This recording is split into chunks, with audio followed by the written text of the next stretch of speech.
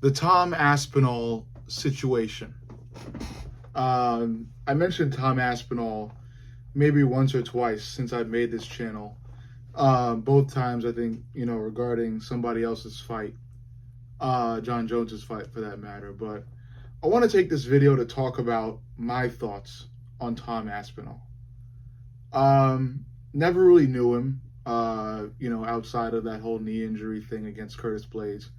Then he came back on the set, and I saw a bunch of content on him, rightly so, because he was talked about before his knee injury.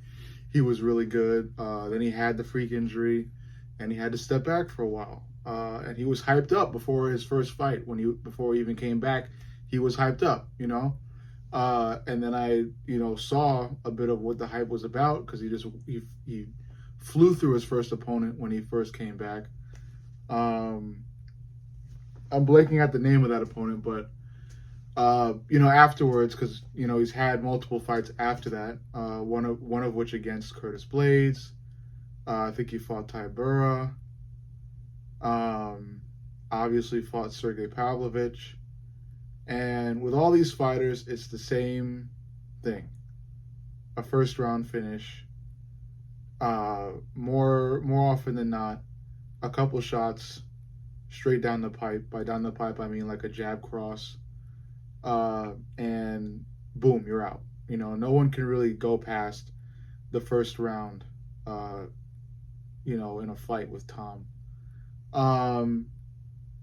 He's great, phenomenon, a complete fighter, if you will, as well, because he's deadly on the feet and also deadly on the ground, as we see with fight camp footage and his resume and everything like that. He's got great grappling as well. He is what we thought Cyril Gane was. He is what we thought Cyril Gane was. He is the future of the heavyweight division. He's the future of heavyweight MMA. He is a fast, heavy guy who can grapple well as well. He is what we thought Cyril Gane was. Cyril Gane was said to be the future of heavyweight fighting. He is the new evolution of a heavyweight fighter. And then he was very quickly, that statement was disproved when he fought Jon, and Jon took him out in the first round, and I think under 2 minutes. Tom Aspinall is that. He absolutely is that. No one can survive with him. No one can go past a first round in the octagon with Tom Aspinall. That says something. That says a bunch of things. And now we step into this whole controversy with him and Jon Jones. Because Tom Aspinall, again, he's good. He backs it up. And he's hungry. And because he's hungry, he's shouting at the top. And the top right now is Jon. So he's going at Jon, and he's been going at Jon for months now. Rightfully so. I'm a huge Jon Jones fan. I am well aware of the track record Jon has, as well as the one Tom has, because Tom Aspinall has built a name for himself, and he's backed up all the hype that's been surrounding him for more than a year now. So, we come to this. We come to this predicament with the holding the UFC division up, Jon Jones with the belt, all this other stuff. And I'll tell you my opinion about it, because my opinion isn't everybody's. You're welcome and free to have your own thought process on all of this, but I very well think and believe Jon Jones will retire after he beats Stipe in November. He will retire. He will step away from the octagon, and he will retire as the MMA GOAT, as the unified, widely accepted UFC MMA GOAT. And then Stipe will, of course, likely retire as well. He is very old for the fight game. And the UFC heavyweight belt will be, left to the rest of the UFC, the rest of the heavyweight division. And that it's up for, quite frankly, it's just up for grabs, but not necessarily because Tom is already the interim UFC heavyweight champion. But either way, he still has to fight to unify that belt either way. So since Tom is still the interim, it doesn't really mean that he's the unified. And I understand his frustration with that and Tom's fans' frustration with that. I get it. But Tom, this is Jones's moment to walk into the sunset, to ride into the sunset. And can't really take it away from him. That's just Jon Jones. We gotta let him solidify his GOAT status. This is it. He fights Stipe, he beats Stipe, he wins the UFC heavyweight belt, and retires as a champ, and as the greatest UFC fighter to ever fight. Because he is that. He is that. I can go half a day telling you everything that Jon Jones has accomplished, because he is that. He is the MMA UFC GOAT. It doesn't matter outside of the octagon. He did this, he did that, he smoked this, he sniffed that, whatever the fuck it may be. He is still the UFC MMA GOAT. Same shit I would say for Conor. Conor is the most entertaining UFC champion ever. The most entertaining UFC fighter ever. Okay? It doesn't matter about his drug and alcoholism and all sorts of shit he's doing right now. He'll still be that. So yeah, the situation with Tom, it is what it is. And I think it's going, Tom should be happy, in my opinion, because it's ending quick.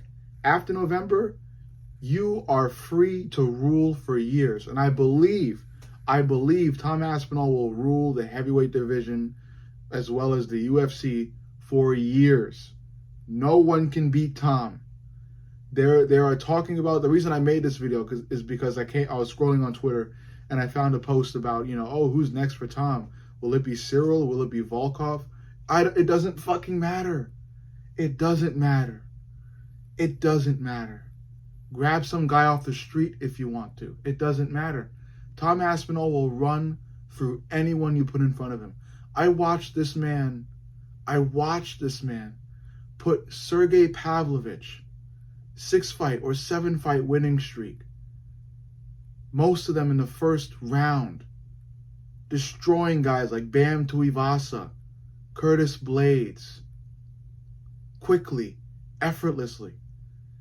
And I saw Tom Aspinall run through him and put him on his ass, knocked out.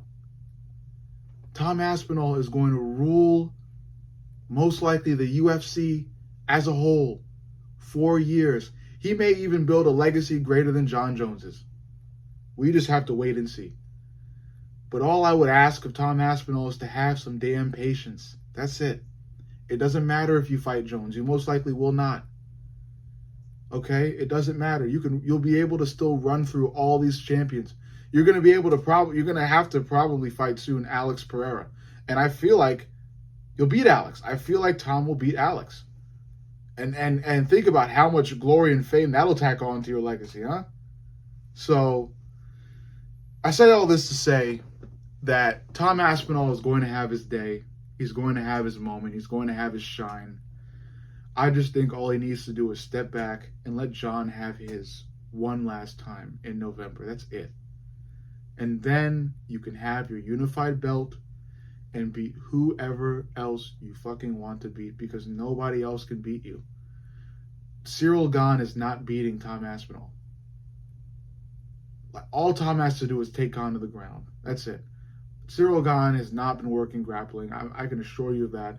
I've seen fight camp footage. It doesn't really look like that at all. I mean, any grappler or any guy with decent grappling can have their way with Cyril Gane. Volkov is going to get put out in the first round because as long and strong as Volkov is, Tom will find a way to get under the jab or move past Volkov's jab and utilize a jab of his own. It's only a matter of time. Either way, that's just my thoughts on the Tom Aspinall situation and what's next up for Tom Aspinall. It doesn't fucking matter. Tom Aspinall will run through anybody. That's it. He's one of those guys like Ilia Topuria, like Alexandre Pantoja, who will just own their division. They have answers for everybody in their division. That's it. That's the certified owner of a full UFC weight division. That's it. You know. So yes, Tom Aspinall. He's the next big thing. He is what we thought Cyril Gahn was. He is the evolution of a heavyweight fighter.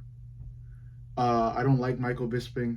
I never really liked the guy that much. And then Tom Aspinall fans, some of them are a little bit too weird for my liking, so I've never really been a Tom Aspinall fan. But I support him, and I hope he reaches the highest heights that are available to him. That is it. Let me know what you guys think in the comments. Like, subscribe. I love you guys.